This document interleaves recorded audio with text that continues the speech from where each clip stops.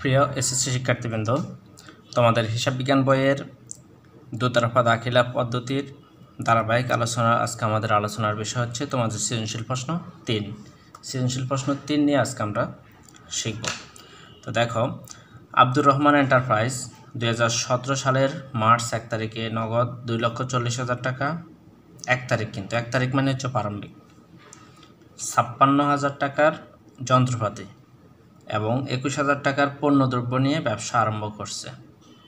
ঠিক আছে, এই যে পণ্যদ্রব্য আনছে, এই টাকাটা কিন্তু পণ্যদ্রব্য মানে হচ্ছে বিগত বছরে যে জ্যার ছিল, মানে শুরুতে যেটা নিয়ে আসছে সেটা, এটাকে বলা হচ্ছে তোমার প্রারম্ভিক মজুদ পণ্য। ঠিক আছে, প্রারম্ভিক।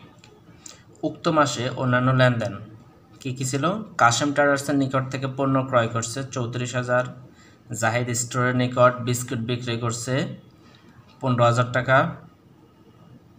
দোকান ভাড়া প্রদান করছে 16,500 টাকা, নগদে পণ্য বিক্রয় করছে 75,000 টাকা, নগদে পণ্য ক্রয় করছে 35,000 টাকা, কেক বিক্রয় করছে 60,000 টাকা, জনতা ট্রেডার্সের নিকট থেকে ময়দা ক্রয় করছে 17,500 টাকা, মালিক নিজ প্রয়োজনে ব্যবসা থেকে উত্তোলন করছে 4,500 টাকা। এটা হচ্ছে উত্তোলন। ঠিক আছে, এখন ক নাম্বার কোশ্চেন করছে আমাদেরকে। দেখো, ক নাম্বার কোশ্চেন কি বলছে?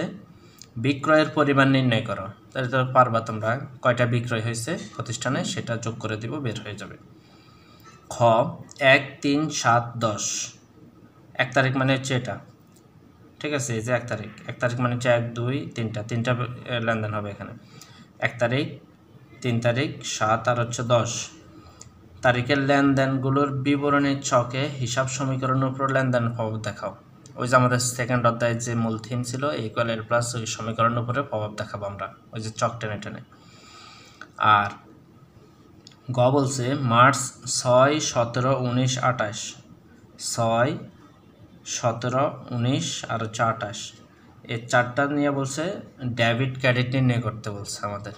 এই অধ্যায়ের মূল থিম যেটা, ডেবিট এবং ক্রেডিট, মানে দুটো পক্ষ, মানে দুতরফা দাখিলা পদ্ধতি যেটাকে বলা হয় আর কি, দ্বৈত সত্তা, সেই জিনিসটা নির্ণয় করতে বলছে, ডেবিট ক্রেডিট।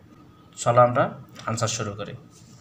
শুরুতেই দেখো, ক, মোট বিক্রয়ের পরিমাণ নির্ণয় করতে বলছে আমাদের। কেমন? তাহলে মোট বিক্রয়ের পরিমাণ নির্ণয়।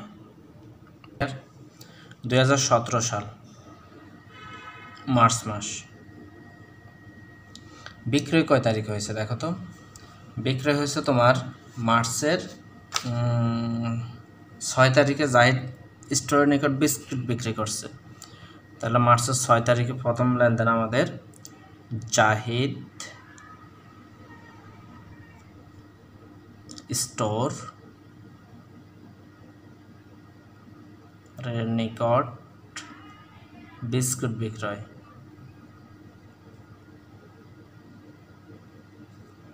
কত টাকা? 15,000। ঠিক আছে, তারপরে দেখো আর বিক্রয় কত তারিখে আছে? 7 তারিখ দোকান ভাড়া দিছে, 10 তারিখ বিক্রয় করছে। দেখো 10 তারিখে আছে নগদে বিক্রয়, তাহলে নগদে বিক্রয়।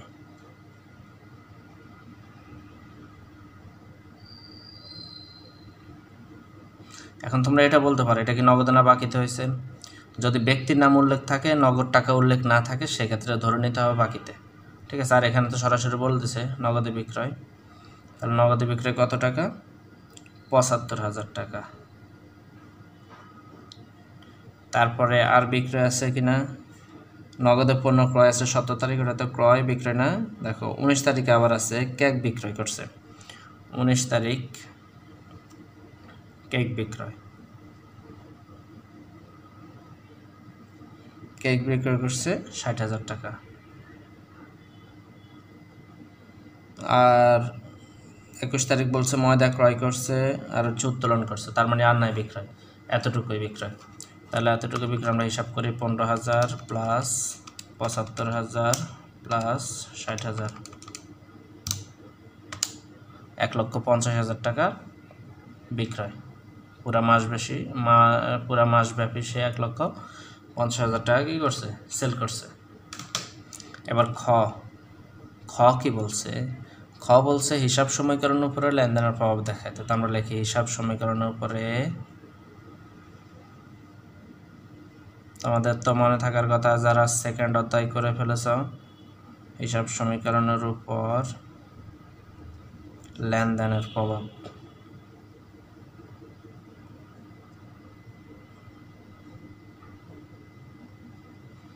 ঠিক আছে, তাহলে এটার জন্য আমাদেরকে কি করতে হবে, একটা চক আঁকতে হবে সুন্দর করে। ঠিক আছে, চক আঁকার জন্য আমরা একদম শেষের দিকে আর হচ্ছে শুরুর দিকে একদম মানে ঘর ঘর যেটাকে বলে আর কি, ঘর মানে কি চারদিক বন্ধ করে দেওয়া, একটা তারিখের কলাম নিচে আর কিছু নিয়ে নেই, বাকিগুলো আমরা এখন পড়বো আর হচ্ছে অঙ্ক করবো আর সলভ মানে বসাবো। তো আমাদের শুরুতে এখানে কি রিকোয়ারমেন্টস দিয়ে দিচ্ছে, রিকোয়ারমেন্টস দিচ্ছে হচ্ছে আমাদের বলছে যে 1, 3, 7 আর হচ্ছে 10 এই চারটা লেনদেন করার জন্য বলছিল।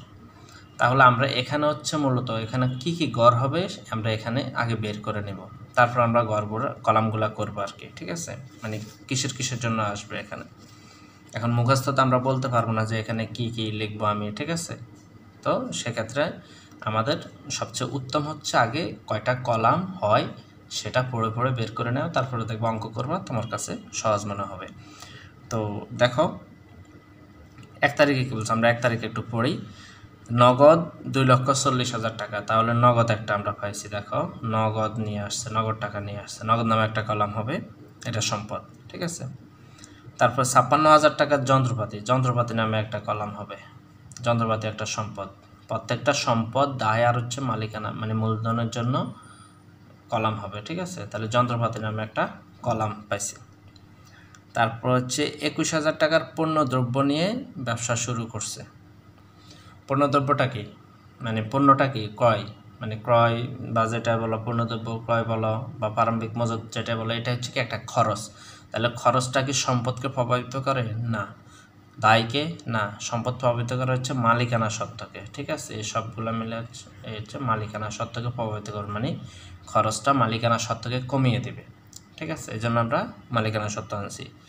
আবার এই যে সম্পদ এবং দায় আসছে, এটার বিপরীতে কিন্তু মালিকানা সত্ত্ব আছে। ঠিক আছে, তো সেক্ষেত্রে আমরা আবার মালিকানা সত্ত্বটাকে আনতে হয়েছে। ঠিক আছে, ধরলাম মালিকানা সত্ত্ব আবারও আসছে, সমস্যা নেই। তারপর আসি 1 তারিখ আমাদের শেষ। 1 তারিখে আমরা 3টা কলাম পেয়ে গেছি। এখন দেখো 3 তারিখে বলছে কাশেম ট্রেডার্সের নিকট থেকে পণ্য ক্রয় করছে। ক্রয় করলে কি হয়, পণ্য ক্রয়টা একটা কি খরচ মানে ব্যয় কি করে মালিকানা সত্ত্বকে কমিয়ে দেয়, তাহলে মালিকানা সত্ত্ব থেকে চলে যাবে। আর এখন পণ্যটা আমি কিভাবে ক্রয় করছি, নগদ টাকায় ক্রয় করছি, যদি নগদ ক্রয় করতাম তাহলে এখানে নগদ আসতো, আর যদি চেক বা ব্যাংকের মাধ্যমে ক্রয় করতাম তাহলে ব্যাংক নামে আসতো। কিন্তু আমি বলছি যে এখানে বলছি যে কাশেম ট্রেডার্স মানে কোনো কিছু উল্লেখ নেই, নগদ উল্লেখ নেই। নগদ উল্লেখ না থেকে যদি কোনো ব্যক্তি বা প্রতিষ্ঠানের নাম উল্লেখ থাকে কেবল ক্রয় বিক্রয়ের ক্ষেত্রে, সেক্ষেত্রে হচ্ছে তোমার বা ক্রয় বিক্রয় বলতে যে কোনো খরচ বা আয়ের ক্ষেত্রে, সেক্ষেত্রে হচ্ছে ধরে নিতে হবে সেটা বাকিতে। ক্লিয়ার, তাহলে বাকিতে যদি ক্রয় করা হয়, বাকিতে ক্রয় করলে কি হয়, তোমার পাওনাদার তুমি ভবিষ্যতে কি করতে হবে, পে করতে হবে। তাহলে পাওনাদার নামে একটা কলাম আমার আসতেছে।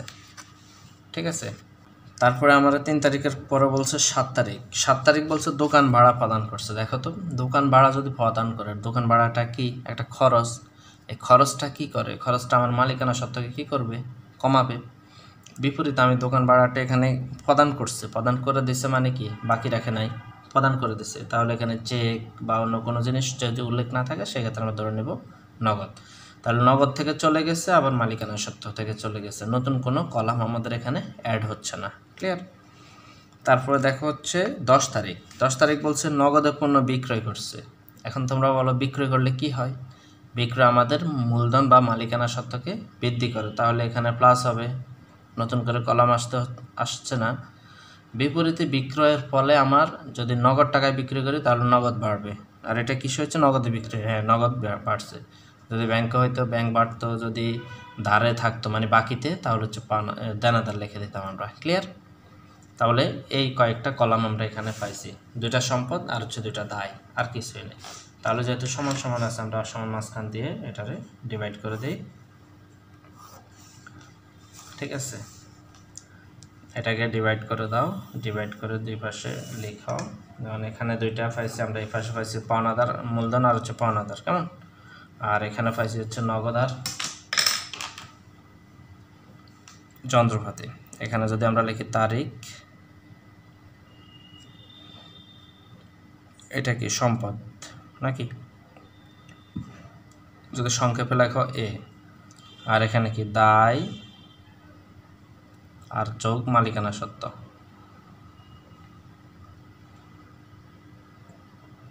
সংক্ষেপে লিখবে, এত বড় লেখার দরকার নেই, এটা লিখবা এ ইকুয়াল, এটাতে ইকুয়াল সাইন দিবা, দিয়ে এখানে লিখবে এল প্লাস ওই, সংক্ষেপে লিখে দেবা, ঠিক আছে। এসে নগদ, আর এটা লিখলাম যন্ত্রপাতি, এই দুটো হচ্ছে আমাদের সম্পদ, কেমন। আর এখানে দায় কি আছে, দায় হচ্ছে শুধু পাওনাদার, আর কোনো দায় নাই কিন্তু আমাদের এই প্রতিষ্ঠানের এখন, মানে যে রিকোয়ারমেন্টস আমাদেরকে দিছে চারটা, পাওনাদার, আর এখানে হচ্ছে মালিকানা সত্ত্ব।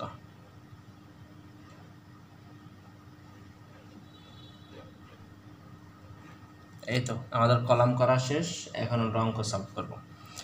2017 বসায় দাও, মার্চ 1 তারিখ। 1 তারিখে বলছে আমাদেরকে, দেখো নগদ 2,40,000 টাকা, অর্থাৎ 2,40,000 টাকা নিয়ে আমি ব্যবসা শুরু করছি। আবার যন্ত্রপাতি আনছে 56,000 টাকা, 56,000 যন্ত্রপাতিতে বসায় দাও। দুইটা সম্পদ আমার বসানো শেষ। এখন এই দুইটা সম্পদ অটোমেটিক আমি ব্যবসায় বিনিয়োগ করছি না, তাহলে এটা আমার ব্যবসার জন্য কি মালিকানা সত্ত্ব হয়ে গেছে না। তাহলে 2,56,000 টাকা কি আমার, 2,40,000 আর হচ্ছে 56,000, টোটাল কত,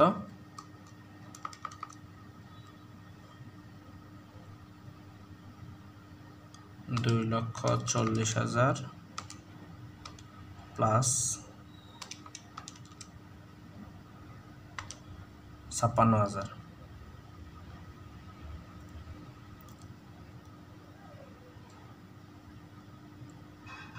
2,96,000, ঠিক আছে। এখন এই দুইটা কিন্তু সম্পদ নিয়ে আসছি আমি। আবার আরেকটা জিনিসও আমি নিয়ে আসছি, সেটা হচ্ছে আমার বিগত বছরের কী ছিল, মানে যে পণ্যটা ছিল সেটা নিয়ে আসছি আমি প্রারম্ভিক মজুত পণ্য হিসাবে, ঠিক আছে।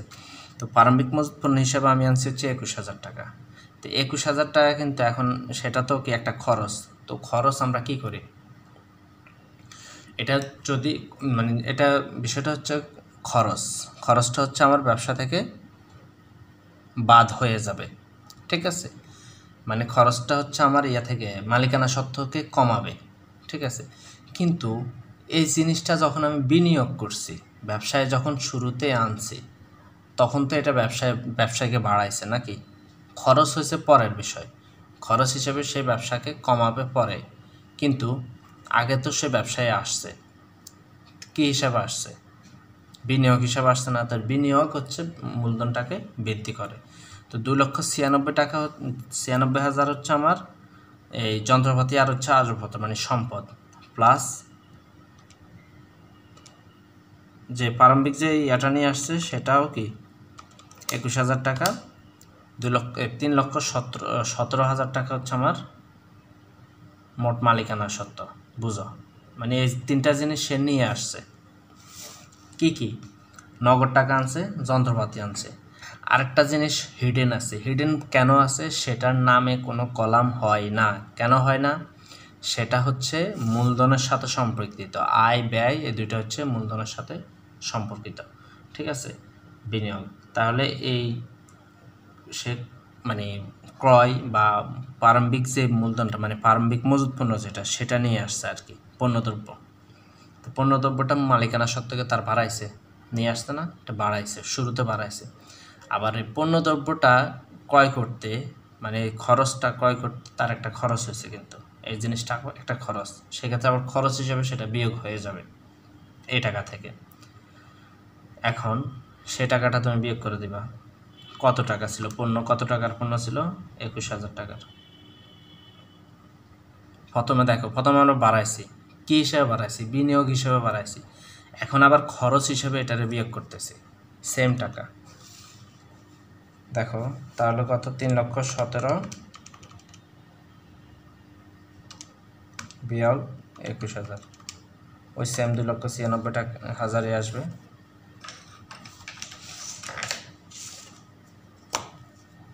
দুইটা যেহেতু হয়েছে আমরা কি করতে পারি, যোগ বিয়োগ করে দিই।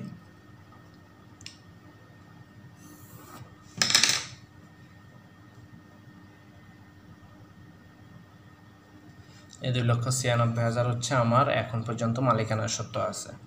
এই জিনিসটা নিয়ে তোমরা কনফিউশনে থাকতে পারো, এখানে কনফিউশনে কিছুই নাই। এখানে জাস্ট মালিকানা সত্ত্বতে কেন এটাকে অ্যাড করা হয়েছে, কারণ সে প্রারম্ভিক মানে বছরের শুরুতে নিয়ে আসছে, সেজন্য মূলধন হিসাবে অ্যাড করা হয়েছে। আবার যেহেতু পণ্যদ্রব্য একটা খরচ হিসাবে আনছে, পণ্যদ্রব্যটা কি, পণ্য কি একটা ক্রয় যদি হিসাব করো তোমরা, ক্রয় হিসাব অথবা প্রারম্ভিক মজুত যদি হিসাব করো, এগুলা কিন্তু খরচ। তো খরচটা কি হয়, মালিকানা সত্ত্বে কমায়, ঠিক আছে? তাহলে খরচ হিসাবে কমছে আর বিনিয়োগ হিসাবে বাড়ছে এখানে। ক্লিয়ার? মূলত এই দুইটা হচ্ছে তোমার সম্পদ, সম্পদের বিনিময়ে তো মূলধন আসছে 2,96,000। সাথে হচ্ছে তোমার আরেকটা বিনিয়োগ ছিল পণ্যদ্রব্য, সেটা পণ্যদ্রব্য নামে আমরা কোনো কলাম করি না, ঠিক আছে? সেক্ষেত্রে হচ্ছে এটা মালিকানা সত্ত্বকে প্রথমে বৃদ্ধি করছে বিনিয়োগ হিসাবে, এবং পরবর্তীতে যেহেতু এটা একটা খরচ, এই খরচ হিসাবে আমরা এটাকে বিয়োগ করে দিছি। ক্লিয়ার? এবার কিন্তু ক্লিয়ার হয়ে গেছে আশা করি। তারপরে দেখো আমাদের পরে বলছে যে মার্চের 3 তারিখ। 3 তারিখ কী বলছে? 3 তারিখ বলছে কাশেম ট্রেডার্সের নিকট থেকে পণ্য ক্রয় করছে।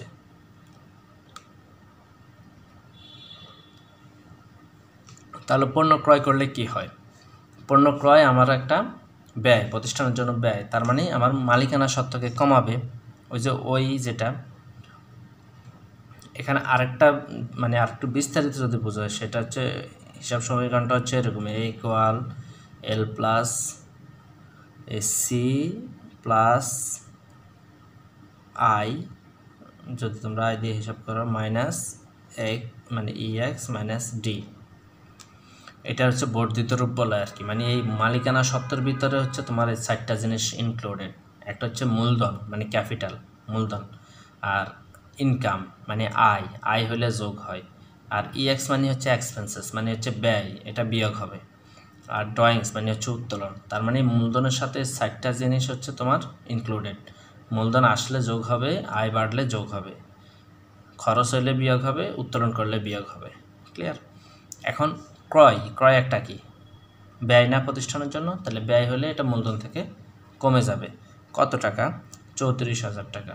দেখো 34,000 টাকা আমি মূলধন থেকে কমিয়ে দিচ্ছি। এখন এই ক্রয়টা আমি কিভাবে করছি? যদি নগদে করতাম, নগদ থেকে বিয়োগ করে দিতাম, ঝামেলা শেষ। ব্যাংকে করতাম, ব্যাংক থেকে বিয়োগ করতাম, এখানে ব্যাংক নামে একটা কলাম আসতো, ব্যাংকেও করি নাই। তাহলে এই টাকাটা বলছে যে কাশেম ট্রেডার, যদি উল্লেখ থাকে ব্যক্তির নাম, সেক্ষেত্রে আমরা ধরে নিব এটা বাকিতে হয়েছে। তাহলে এটা একটা কি দায়, তাহলে দায় বাড়ছে, 34,000 টাকা আমি ভবিষ্যতে পে করতে হবে। ঠিক আছে? তাহলে দুই দিকে বসছে, এখানে এই তো। এখন আমরা যোগ বিয়োগ করতে পারি। 96 থেকে 34 বিয়োগ দাও, 2,96,000 বিয়োগ 34, 2,62,000, 2,62,000। আর এখানে তো 34 আছে, এখানে কমে বাড়ে নাই, এখানে হচ্ছে এখানে ব্যালেন্স নামাই নাই আমি না, 56,000, এখানে হচ্ছে 2,40,000। তাহলে এখানে সেম অ্যামাউন্টটাই নামতেছে, এদের সাথে তো কোনো পরিবর্তন হয়নি, তাহলে এদেরকে নামাইয়ে দাও। ওকে, ডান। এখন আমাদের কিন্তু মানে দুইটা শেষ। এখন আমরা দেখি 3 তারিখের পরে আমাদেরকে বলছে 7 তারিখ। 7 তারিখে কি বলছে দেখো, 7 তারিখে বলছে দোকান ভাড়া প্রদান করছে। 7 তারিখে দোকান ভাড়া প্রদান করছে। দোকান ভাড়া কি একটা খরচ মানে ব্যয় আর কি। তো ব্যয় কি থেকে মূলধন, এই যে বিয়োগ যায়, যে এক্সপেন্সেস, মূলধন থেকে বিয়োগ চলে যাবে। তাহলে মূলধন থেকে বিয়োগ করে দাও, ব্যয় কত? 16,500। এখন বিনিময়ে টাকাটা আমি কিভাবে দিচ্ছি? নগদ টাকায় দিছি, না ব্যাংকে দিছি, না হচ্ছে বাকি রাখছি? আমি নগদ টাকায় দিয়ে দিচ্ছি। কেমন? এখানে কিছু উল্লেখ নাই, মানে ধরে নিতে হবে নগদ 16,500।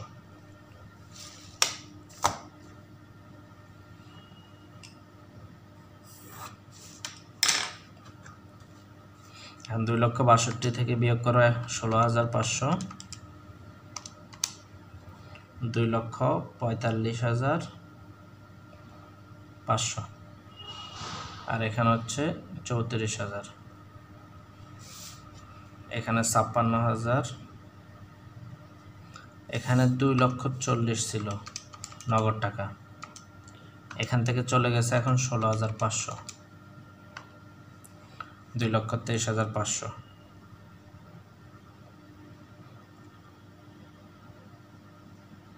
ক্লিয়ার? আর মাত্র একটা আছে আমাদের, 10 তারিখ বলছে। 10 তারিখ কি বলছে? 10 তারিখে বলছে নগদে পণ্য বিক্রয় 75,000 টাকা। আচ্ছা, নগদে যদি পণ্য বিক্রয় করে, বিক্রয়টা কি আমার প্রতিষ্ঠানের জন্য একটা আয় না? তাহলে আয় কি করে? আমার মূলধনকে বাড়ায়, যে ইনকাম মূলধনকে বাড়ায়, তার মানে এখানে যোগ হয়ে যাবে কত?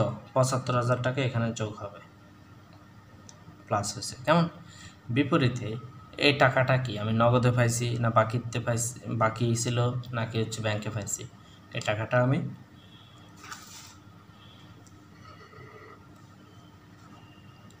টাকাটা আমি নগদে পাইছি, এজন্য হচ্ছে আমি নগদ কলামে 75,000 টাকা যোগ করব।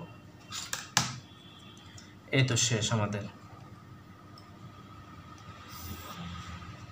এখন ব্যালেন্স টানবা শুধু 2,23,500, এটার সাথে যদি আমি 75,000 যোগ করি 2,98,500, আর এখানে 56,000, এখানে 34,000, আর এই দুইটাতে যদি যোগ করি 2,45,500 প্লাস 75,000, 3,20,500। এই তো, যখন সবগুলা তোমার কাজ শেষ পর্যায়ে সবগুলা ব্যালেন্স নেমে গেছে, তখন সেক্ষেত্রে একটা সিঙ্গেল লাইন টানবা, আর হচ্ছে এই যে তোমার গড়টারে চারপাশ দিয়ে ক্লোজ করে দিবা। দেওয়ার পরে এই পাশের মানে হচ্ছে ইকুয়ালের এই পাশে যতগুলা থাকবে কলাম সবগুলার যোগ করে মিডলে বসাবা, আর এই পাশে যতগুলো থাকবে সবগুলার যোগ করে মিডলে বসাবা, ব্যালেন্স যোগ করবা আর কি। তাহলে এখানে আমার আছে 34,000 প্লাস 3,20,500,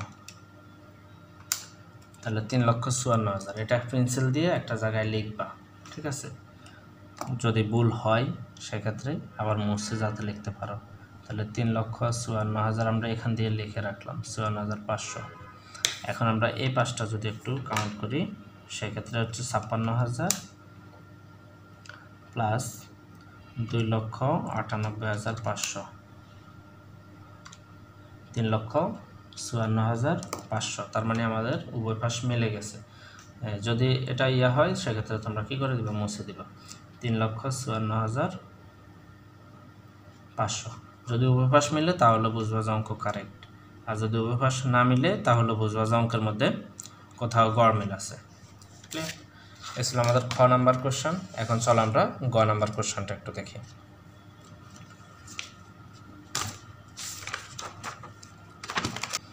গ নাম্বার কোশ্চেন আমাদের কে বলছে, দেখো গ নাম্বার কোশ্চেন বলছে মার্চের 6, 17, 19 এবং 28 তারিখের লেনদেনের ডেবিট ক্রেডিট নির্ণয় করতে বলছে।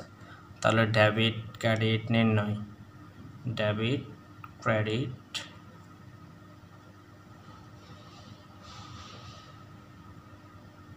নির্ণয়, ঠিক আছে? তো ডেবিট ক্রেডিটের কলাম তোমাদের মনে আছে, আমরা তো আগেই করছিলাম অঙ্ক। এটা 4টা কলাম হয়। কেমন? কি কি আমরা এখান পর্যন্তই নেই, যেহেতু কম 4টা মাত্র বলছে আমাদের। এটা হচ্ছে একদম শেষেরটা হচ্ছে টাকা, আর এটা হচ্ছে মানে ডেবিট ক্রেডিট, ডেবিট হবে না ক্রেডিট হবে সেটার জন্য এটা। আর এটা হচ্ছে পক্ষ, আর এই পাশে যদি আমরা একদম শুরুতে রাখি তারিখটা, কেমন? এটা হচ্ছে তারিখ। তাহলে এখানে দাও তারিখ, এখানে লেখো পক্ষ বা হিসাব, যেটাই লেখো, পক্ষ লিখতে পারো, হিসাব লিখতে পারো, বিবরণ লিখতে পারো, যা ইচ্ছা তাই লিখতে পারো। এখানে ডেবিট ক্রেডিট, ডেবিটও হতে পারে, মানে ডেবিট এবং ক্রেডিটের জন্য যে কলমটা ডেবিট বা ক্রেডিট দুইটাই তো আমরা লিখতে হয় নাকি। আর এখানে টাকা, টাকাও দুই করে লিখতে হয়, মানে উপরে নিচে করে আমরা লিখবো, ডেবিটেরটা আগে ক্রেডিটেরটা পরে। ঠিক আছে, এখন 2017 মার্চ আমাদের স্পেসিফিক বলে দিছে, যেন আমরা সবগুলো করতে পারবো না, স্পেসিফিক বলে দিছে 6 তারিখ, 6 তারিখ করি আমরা। 6 তারিখে বলছে, এখন আমরা তো ডেবিট কার্ড নির্ণয় করতেছি। দেখো ডেবিট কার্ড নির্ণয় করার জন্য তোমাদেরকে ওই যে আমাদের এই জিনিসটার উপরে ফোকাস করতে হবে, এ ইকুয়াল এল প্লাস ওই, এই এটার উপরে, আর হচ্ছে তোমার ওই যে মনে থাকার কথা তো সম্পদ আর হচ্ছে আয়, মানে ব্যয়, সম্পদ ব্যয় যদি বাড়লে হবে ডেবিট। ঠিক আছে, আর আয় দায় মালিকানা সত্ত্ব বাড়লে, মানে এই তিনটা যদি এগুলো যদি বাড়ে সেক্ষেত্রে হবে ক্রেডিট। ক্লিয়ার? এটা নজর রাখবা এটার উপরে আর এটার উপরে, দেখবা যে তুমি মানে জীবনেও এগুলো ভুল হবে না। যদি এটার উপর মনে রাখো জীবনেও তোমার এই জিনিসটা ভুল হবে না, ডেবিট কার্ড ভুল হবে না। আর ডেবিট কার্ড ভুল হবে না মানে তোমার জাবেদা ক্লিয়ার, জাবেদা ক্লিয়ার মানে তোমার হিসাব বিজ্ঞান নেওয়ার কোনো সমস্যা পড়বে না। 6 তারিখ আমরা দেখি, দেখো জাহিদ স্টোরের নিকট বিস্কুট বিক্রি করছে, জাহিদ স্টোরের নিকট বিস্কুট বিক্রয় করেন 15,000 টাকা। এখন মূলত প্রোডাক্টটা কি, মানে জিনিসটা কি হয়েছে, লেনদেনটা কি হয়েছে, বিক্রয় করছে, বিক্রয়ের ফলে তোমার একটা আয় হয়েছে। যেসব কারণে ব্যবসায়ে টাকা আসে সেসব কারণকে আয় বলে। এখন তুমি তো ওই কারণটা লিখতে হবে, কারণটা কী ছিল, বিক্রয়। এখন বিক্রয়টা কি, তোমার আয়, এ দেখো আয়। এখন আয় কি বাড়ছে না কমছে, বাড়ছে, তার মানে ক্রেডিট। তার মানে তুমি পেয়ে গেছো বিক্রয় হিসাব ক্রেডিট পেয়ে গেছো একটা। আরেকটা লাগবো, আরেকটা পক্ষ না, ডেবিট ক্রেডিট করলে দুটা পক্ষ। আরেকটা পক্ষ কি, আরেকটা পক্ষ তুমি টাকাটা কিভাবে পাইছো সেটা হচ্ছে কথা। নগদে পাইছো, ব্যাংকে পাইছো, না হচ্ছে বাকি রাখছো। তো এখানে যেহেতু নগদ ব্যাংক কিছুই বলা নাই, নাম বলে দিছে। আমরা জানি যে যদি নগদ ব্যাংক কিছু উল্লেখ না থাকে, যদি শুধু নাম বলা থাকে, সেক্ষেত্রে ধরে নিতে হবে সেটা বাকিতে হয়েছে। তাহলে বিক্রয় করার ফলে আমি সেই টাকাটা যদি বাকি থাকে, আমি ভবিষ্যতে পাবো, পেলে সেটা আমার জন্য কি সম্পদ। তাহলে সম্পদ একটা বাড়ছে, মানে দেনাদার বাড়ছে, বিক্রি করছে আমার দেনাদার বাড়ছে, দেনাদার যদি বাড়ে সেক্ষেত্রে ডেবিট হয়। তার মানে দেনাদার হিসাব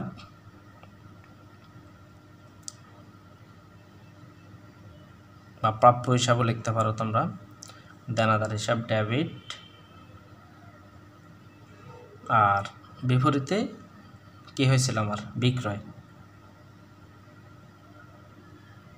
বিক্রয় হিসাব ক্রেডিট।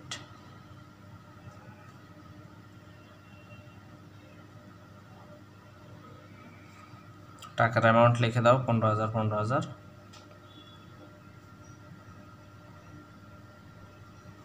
এই তো একটা শেষ, ইজি না?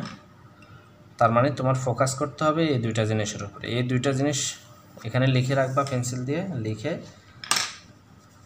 তারপরে মিলিয়ে তুমি করবা, মানে ভুল হওয়ার কোনো সম্ভাবনাই নাই। এখন আসো 17 তারিখ, নগদ পণ্য ক্রয়।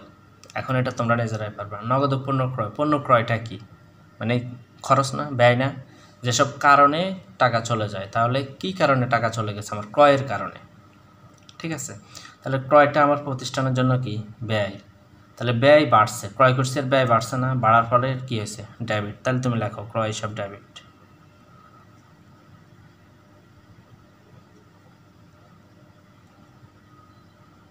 আচ্ছা, তারিখ লিখি নাই, তারিখ হচ্ছে 17, ক্রয় হিসাব ডেবিট। এখন বিপরীতে ক্রয় হিসাবটা আমি ক্রয়টা কীভাবে করছি, নগদে বাকিতে ব্যাংকে কীভাবে করছি, দেখো 17 তারিখ নগদে পণ্য ক্রয় করছে, তার মানে নগদ বলে দিচ্ছে, তাহলে নগদান হিসাব কী হয়ে যাবে। আচ্ছা, এখন নগদে করছি, তাহলে নগদ টাকা কি, একটা সম্পদটা আমার কি করছে, বাড়ছে। দেখো ব্যয়ও বাড়ছে, ডেবিট, ক্রয় করার ফলে সম্পদ কমছে, মানে নগদ টাকা বাড়ে নাই, কমছে। এজন্য হচ্ছে সম্পদ কমে গেছে, তার মানে ব্যয় বাড়ছে এজন্য ডেবিট হয়েছে। এখন সম্পদ যদি বাড়তো সেক্ষেত্রে ডেবিট হতো, এখন সম্পদ কমে গেছে মানে নগদ টাকা চলে গেছে, সেক্ষেত্রে আমার নগদান হিসাব কী হয়ে যাবে, হিসাব ক্রেডিট হয়ে যাবে। যেহেতু কমে গেছে সেক্ষেত্রে হচ্ছে ক্রেডিট হবে, যদি বাড়তো সেক্ষেত্রে হচ্ছে ডেবিট হইতো। এখন 35,000 টাকা অ্যামাউন্ট লিখে দাও।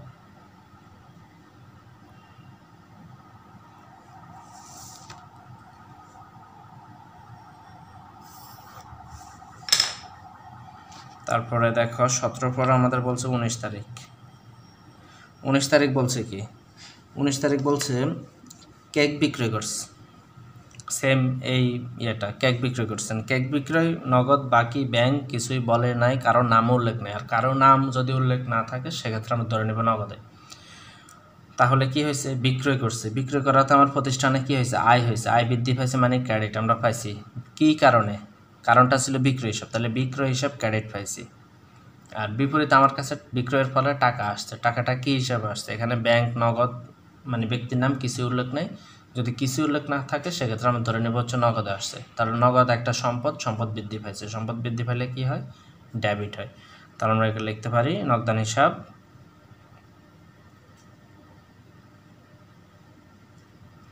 ডেবিট, ঠিক আছে। আর বিপরীতে হচ্ছে বিক্রয় হিসাব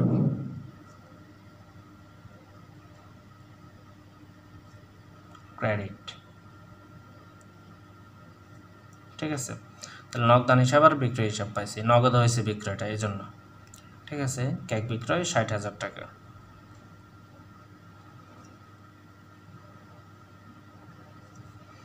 এই তো তিনটা শেষ, আর মাত্র একটা আছে। দেখছো কত ইজি লাগে না এখন, যদি তুমি এটার উপরে ফোকাস মানে বুঝে বুঝে করো তাহলে ইজি লাগবে। হিসাব বিজ্ঞান কিছু যদি মুখস্থ করছো তাহলে জীবনে মরবা, মানে পাস করতে পারবো না আর, কারণ হিসাব বিজ্ঞান পুরাটাই হচ্ছে মানে ক্রিটিক্যাল থিঙ্কিং, এটা তোমাকে চিন্তা করে করে বের করতে হবে। 28 তারিখ বলছে, 28 তারিখ বলছে মালিক নিজ প্রয়োজনে ব্যবসা থেকে উত্তোলন করছে। এখন আসো মানে ইউনিক একটা, এটা মানে তোমরা আগে পাও নাই। উত্তোলন, উত্তোলন জিনিসটা কি, উত্তোলন জিনিসটা হচ্ছে প্রতিষ্ঠান থেকে টাকা উঠাইয়া নেওয়া, টাকা নেয়, পণ্য নেয়, যাই নেয় মানে উঠিয়ে নেওয়া, নিয়ে কে নেয়, মালিক এনেছে। এখানে বলছে মালিক নিজ প্রয়োজনে ব্যবসা থেকে উত্তোলন করছে, কিছুই বলে নাই, পণ্য বলে নাই, টাকাও বলে নাই, ও আচ্ছা টাকা বলছে, এত টাকা, তার মানে টাকা উত্তোলন করছে। তাহলে মানে যখন মালিক উত্তোলন করে সেক্ষেত্রে আমাদের ওই যে যদি আমরা হিসাব সমীকরণকে বর্ধিত করি এটার ভিতরে মানে ওয়ের ভিতরে কি কি ছিল, আমাদের ক্যাপিটাল ছিল, প্লাস ইনকাম ছিল, মাইনাস ইএক্স ছিল, কেমন মানে হচ্ছে এক্সপেন্সেস, আর হচ্ছে মাইনাস ডি। এই ডিটা হচ্ছে ড্রয়িংস মানে উত্তোলন, এই ডি মানে হচ্ছে কি ড্রয়িংস, এই ড্রয়িংস মানে হচ্ছে উত্তোলন। এই উত্তোলনটা মালিকানা সত্ত্ব থেকে কমে, তার মানে এই উত্তোলন যদি করছে তাহলে মালিকানা সত্ত্বকে বাড়াইছে না কমাইছে, কমায়া দিছে। বুঝো, মালিকানা সত্ত্ব যদি বাড়তো সেক্ষেত্রে ক্রেডিট হতো, এখন উত্তোলনের ফলে মালিকানা সত্ত্ব কমে গেছে, বাড়লে ক্রেডিট হতো, এখন কমে গেছে যেহেতু সেক্ষেত্রে মালিকানা সত্ত্ব মানে এগেনস্টে যে লেনদেনটা আসতেছে সেটা কি হবে, ডেবিট হয়ে যাবে, মালিকানা সত্ত্বকে কমাইছে। এখন মালিকানা সত্ত্ব আমরা এখানে লিখবো না, ইউজ করব না, আমরা সরাসরি উত্তোলন ইউজ করবো। তার মানে উত্তোলন মূলত ডেবিট। কেন ডেবিট, উত্তোলন একটা মানে প্রতিষ্ঠানের জন্য একটা খরচ, ঠিক আছে, প্রতিষ্ঠানের জন্য একটা খরচ, এই জন্য ডেবিট। আর যদি ব্যয় হিসাবে ধরো, উত্তোলন একটা ব্যয়, মানে ব্যয় ধরা যায় না, এটা হচ্ছে মালিকানা সত্ত্বের একটা উপাদান, ঠিক আছে, ওভাবে হিসাব করবো, মালিকানা সত্ত্ব হিসাবে হিসাব করবো তোমরা। তাহলে উত্তোলনটা বাড়ছে এই জন্য উত্তোলন ডেবিট। আচ্ছা একটা পক্ষ পাইছি, এখন আরেকটা পক্ষ তো আমার লাগবে, আরেকটা পক্ষ কি, সে মালিক কি উত্তোলন করছে ব্যবসা থেকে, ব্যবসা থেকে সে কি পণ্য উত্তোলন করছে, না নগদ টাকা উত্তোলন করছে, নাকি অন্য কিছু ব্যাংক টাকা মানে ব্যাংক অ্যাকাউন্ট থেকে নিছে, কিছুই তো না, কী বলছে, নগদ টাকা মানে টাকা উত্তোলন করছে, তার মানে বুঝতে হবে যে নগদ টাকা থেকে সে উত্তোলন করে নিছে। তাহলে নগদ টাকা আমার কী ছিল, ব্যবসায়ের সম্পদ ছিল। তো সম্পদ এখন যদি উত্তোলন করে নিয়ে যায়, সম্পদ কি হবে, বাড়বে না কমবে, কমে যাবে, তার মানে নগদ টাকা আমার কমে যাবে না।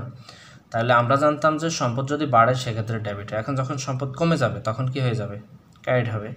তারপরে নগদ টাকা নগদান হিসাবটা ক্রেডিট হবে। আর এখানে ডেবিট হবে কে? উত্তোলন। ঠিক আছে, তাহলে উত্তোলন হিসাব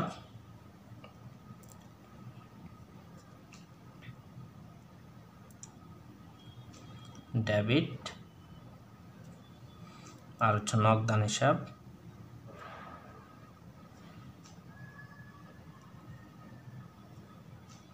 ক্রেডিট। এখন ব্যবসা থেকে যদি সে পণ্য উত্তোলন করতো সেক্ষেত্রে আমরা কি লিখতাম? পণ্য নামে কোনো হিসাব হয় না, সেক্ষেত্রে আমরা লিখতাম হচ্ছে শুধু ক্রয় হিসাব। এই নগদের জায়গায়, নগদ টাকার জায়গায় যদি পণ্য নিত তাহলে ক্রয় হিসাব লিখতাম। ঠিক আছে, যদি ব্যাংকের মাধ্যমে উত্তোলন মানে ব্যাংক থেকে নিত টাকা তাহলে আমরা এখানে ব্যাংক লিখতাম, মানে ব্যাংক থেকে চলে গেছে। মূলত খরচটা হচ্ছে মানে এই টাকাটা গেছে উত্তোলন বাবদ। ক্লিয়ার? এই তো ডেবিট ক্রেডিটে তো আর যোগ বিয়োগ করা লাগে না, আমাদের হিসাব এখানে ক্লোজড। ঠিক আছে, এই ছিল আমাদের ক্লাস। আশা করি কোথাও যদি বুঝতে তারপরেও যদি অসুবিধা থাকে অবশ্যই তোমরা কমেন্ট করবা, কমেন্ট করে বুঝে নিবা। কারণ এখন থেকে যদি বেস ঠিক করে না যাও তাহলে তোমরা ইন্টারমিডিয়েট বলো উপরের দিকে যে লেভেলগুলোতে যাবে তোমরা বেস মানে হিসাব বিজ্ঞান ভালোভাবে বুঝতে পারবে না। এই জন্য হচ্ছে আমি চেষ্টা করি একেবারে তোমাদেরকে ভেঙে ভেঙে হিসাব বিজ্ঞানটা বুঝিয়ে দেওয়ার জন্য, খুঁটিনাটি একদম বুঝিয়ে দেওয়ার জন্য। তোমরা ক্লাসগুলো ফলো করো, আর হচ্ছে কোথাও যদি সমস্যা থাকে সেটা কমেন্ট করে জানাবে। আর তুমি বাংলাদেশের কোন জেলা এবং কোন স্কুল থেকে আমাদের ক্লাসগুলো ফলো করছো দেখছো সেটা কমেন্ট করে জানিয়ে দিবা, আর তোমার বন্ধুদের সাথে অবশ্যই শেয়ার করে দিবা। Keep connected. আল্লাহ হাফেজ।